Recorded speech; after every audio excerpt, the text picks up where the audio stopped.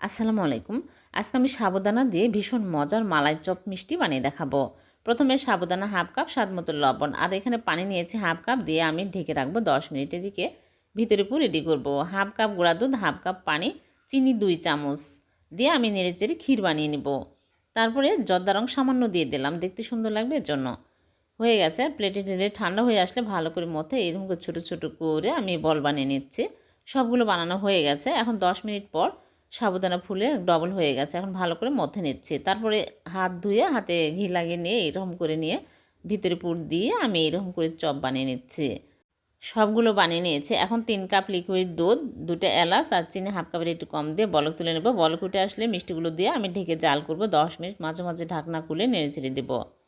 10 minute পর আমি চুলা থেকে নামিয়ে রেখে দেবো 2 ঘন্টা। 2 ঘন্টা পর মিষ্টিগুলো সার্ভ করে আপনাদেরকে দেখাচ্ছি।